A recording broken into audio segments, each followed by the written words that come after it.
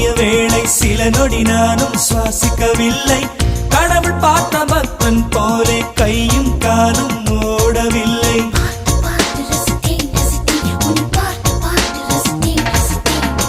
தேவதையும் பேருந்தில் வருமா, கனவா நனவா தோன்றவும் இல்லை.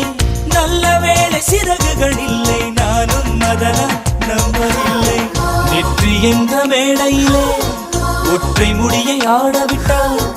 ஒற்றை முடியில் என்னை கட்டி உச்சி வெயிலில் தூக்கிலிட்டாள். மனதில் இத்தனை ரணமா, அடவலியில் இத்தனை சுகமா?